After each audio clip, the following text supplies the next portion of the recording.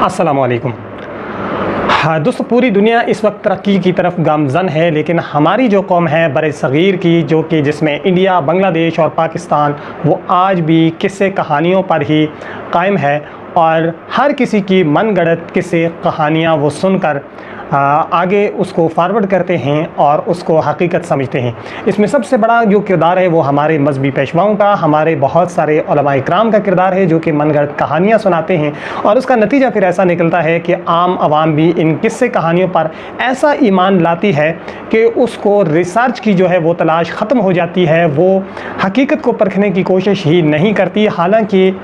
दुनिया और आखिरत के बारे में जो सबसे बड़ा मवाद है वो मुसलमानों के पास कुरान पाक की सूरत में है और कुरान पाक में पूरी तफसील मौजूद है, कायनात की शुरू से लेकर इख्तिताम तक और उसके बाद क़यामत तक के जो मनाज़र हैं उनकी मंजर कशी की गई है, उसके बारे में बहुत सारी मालूमात दी गई हैं। और आज के दौर में कुरान पाक इतना आसान है, हर ज़ुबान के अंदर उसकी ट्रांसलेशन है और इसके साथ साथ अगर किसी ने एंड्रॉयड फ़ोन, एप्पल फ़ोन रखा हुआ है तो वो अपने मोबाइल फ़ोन के अंदर कुरान पाक का पूरा तर्जमा, तफसीर, और अगर कोई नहीं पढ़ा हुआ तो वो ऑडियो की सूरत में उसे सुन सकता है। जब इतनी सहूलत होने के बावजूद भी हमारी कौम इस तरफ नहीं जाएगी तो ये कहने में कोई हर्ज नहीं होनी चाहिए कि हमारी कौम जो है वो किस्से कहानियों पर ही गुजारा करने वाली है।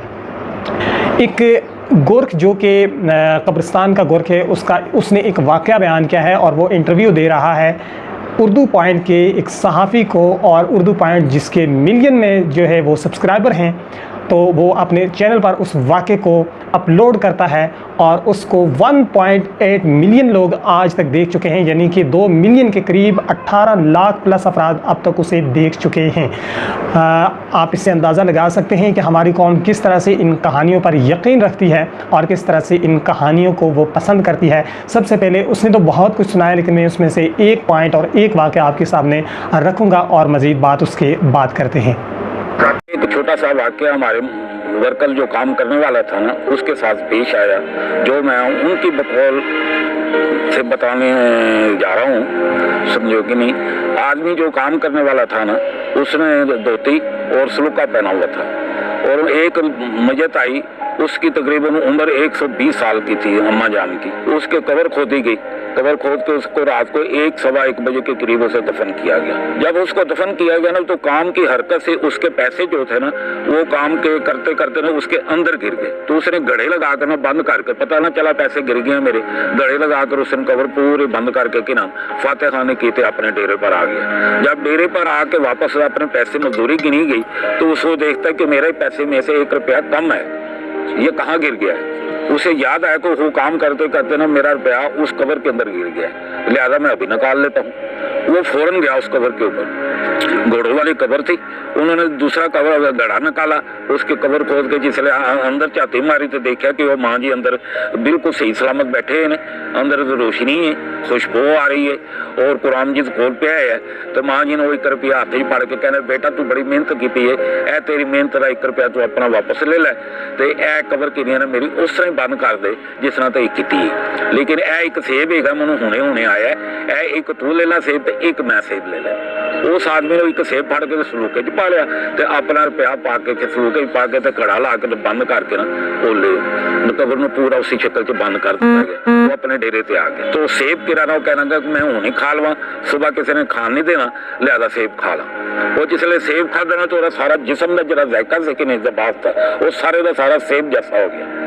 वो अक्सर फिर सुबह के टाइम वो ऐसे उसे चूंडी वड़दा तो थोड़ा कि जना मांस नहीं उतरता तो अपने मुंह च पा लेना थोड़ा सही, तो अपने मांस खाने, क्योंकि वो सेब का जायका सारा जिसम उसका हो गया। समझ गए। वो 16-17 दिन बेचारा जिंदा रहा, उस तो बाद फिर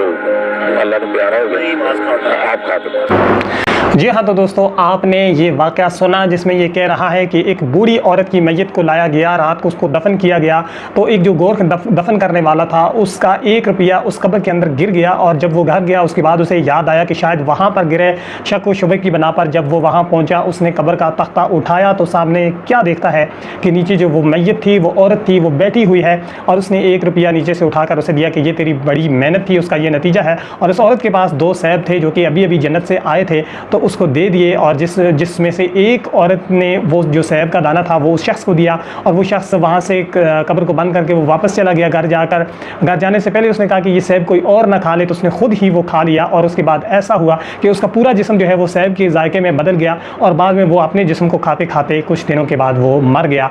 ये है जी मन गढ़ंत कहानी। कुरान पाक में एक आयत है, अल्लाह ताला फरमाता है वला तक़ूलू लिमन युक़्तलू फ़ी सबीलिल्लाहि अमवात बल अहयाउम वलाकिन ला तशऊरून। दूसरा पारा है और सूरह बकरा की आयत है। तो इसी आयत को लेकर हमारे एक मौलाना साहब ने एक मुमताज़ कादरी के हवाले से एक गुफ्तगू की थी, और दो वाक़यात उसने सुनाए थे, जिसमें ये कहा गया था कि मुमताज़ कादरी को जब फांसी हुई तो एम्बुलेंस के अंदर जब वो बैठे हुए थे तो उनके साथ उस वक्त उनके वालिद साहब भी बैठे हुए थे। तो पुलिस वाला जब नीचे गया है, साइड पर गया है, तो मुमताज़ कादरी जो है फांसी के बाद यानी कि मरने के बाद वो उठकर बैठ गया और अपने वालिद से बातें करने लग गया, और फिर नीचे लेट गया। जब पुलिस वाला दोबारा गया वो फिर बैठ गया, और उसने कहा कि मैं ये आपको दिखाना चाहता था कि शहीद कैसे ज़िंदा होता है। और इस पर वला तक़ूलू लिमन युक़्तलू फ़ी सबीलिल्लाहि अमवात वाली आयत पढ़ता है वो मौलाना साहब, जो कि इस वक्त वो भी इस दुनिया से चला गया है। और इसी आयत के आगे वला कि ला तशऊरून भी है कि जो बंदा मर जाए तो मुझसे, जो अल्लाह की राह में मर जाए, इस आयत का तर्जमा इस तरह से है कि जो अल्लाह की राह में मर जाए, शहीद हो जाए, उससे मुर्दा तसव्वुर न करो। उसको मुर्दा ज़ुबान से कहना भी गलत है, और उसको मुर्दा तसव्वुर करना यानी कि जहन में उसे मुर्दा कहना ये भी दुरुस्त नहीं है। वला कि ला तशऊरून, अक्सर उलमा ने इसका जो तर्जमा किया है तुम्हें इसकी खबर नहीं, लेकिन बाज़ उलमा ने इसका तर्जमा वला कि ला तशऊरून का तर्जमा ये भी किया है कि तुम इसका शऊर नहीं रखते। दोनों तर्जमे ठीक हैं, और इसमें दो चीज़ें हैं, दो पॉइंट हैं। एक तो ये आयत उस वक्त जो लोग ये कह रहे थे कि जो हमारे साथी हैं जो कि इस जंगों में शहीद हो जाते हैं वो नेमतों से महरूम हो जाते हैं, तो अल्लाह ताला ने इस आयत को नाजिल किया कि ये लोग जो हैं ये कामयाब हो जाते हैं अल्लाह की राह में, इन्हें तुम मुर्दा तसव्वुर ना करो बल्कि वो ज़िंदा हैं। और सूरह इमरान में अल्लाह ताला ने मज़ीद फरमाया इन लोगों के बारे में कि वला तहसबन्नल्लज़ीना क़ुतिलू फ़ी सबीलिल्लाहि अमवात बल अहयाउन इंदा रब्बिहिम युरज़क़ून, कि जो अल्लाह की राह में शहीद किए गए हरगिज़ उन्हें मुर्दा ख्याल न करना बल्कि वो अपने रब के पास ज़िंदा हैं, अल्लाह ताला उन्हें रिज़्क़ देता है। तो ये उन शहीदों के बारे में है। और फिर भी अगर कोई बंदा ये तसव्वुर करता है कि नेक लोग जो शहीद लोग हैं उनको अल्लाह ताला रिज़्क़ देता है, चूँकि ये कुरान कह रहा है कि उन्हें तुम मुर्दा ना कहो, वो ज़िंदा है, अल्लाह ताला उन्हें रिज़्क़ देता है। और दूसरी जगह जिस तरह से दूसरे पारे में जो पहले मैंने आयत पढ़ी उसमें भी यही कहा जा रहा है कि अल्लाह की राह में शहीद होने वालों को तुम मुर्दा न तसव्वुर करो, मुर्दा मत कहो,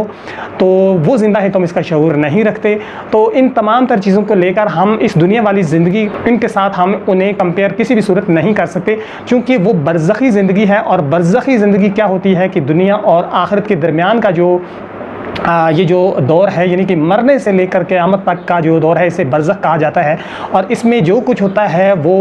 दुनिया की ज़िंदगी से बिल्कुल मुख्तलिफ होता है। अगर कोई शख्स मर जाता है तो उसको, अगर वो नेक है तो उसको अल्लाह ताला की नेमतों से नवाजा जाता है, और अगर कोई गुनाहगार है तो उसको अजाब दिया जाता है। लेकिन कोई भी शख्स किसी भी वजह से उसकी कब्र को जब खोलेगा, अगर वो गुनाहगार है तो अजाब वहाँ पर नज़र नहीं आएगा। और अगर कोई शख्स नेकोकार है, अल्लाह की नेमतों से वो महजूज़ हो रहा है, तो भी उसकी कब्र खोदी जाएगी तो वहाँ पर वो वैसे ही मुर्दा हालत में पाया जाएगा जिस तरह से दफनाया था या जिस सूरत में भी। लेकिन ये जो अल्लाह ताला की जो कुदरत है कि वो किसी भी मुर्दा को जो है वो उसका अजाब या कि उसकी नेमतों को वो दुनिया के सामने इस तरह से नहीं दिखाते, ये कुदरत का एक कानून है। और अल्लाह ताला ने ये कह दिया कि वलाकिन ला तशऊरून, उनकी ज़िंदगी है लेकिन तुम उसका शऊर नहीं रखते कि वो किस तरह से ज़िंदा है, क्या कुछ हो रहा है। तो ये मनगढ़ंत जो कहानियाँ हैं, हम कुरान की तरफ जाते नहीं हैं। और इस तरह की इसी वीडियो पर आप देखें, उर्दू पॉइंट के 5 माह पहले की ये वीडियो है, और इसमें दीगर कई वाक़यात सुनाए गए हैं। और इस तरह के बेशुमार वाक़यात हमारे उलमा इकराम भी सुनाते रहते हैं, बिलखुसूस वो तबका जो कि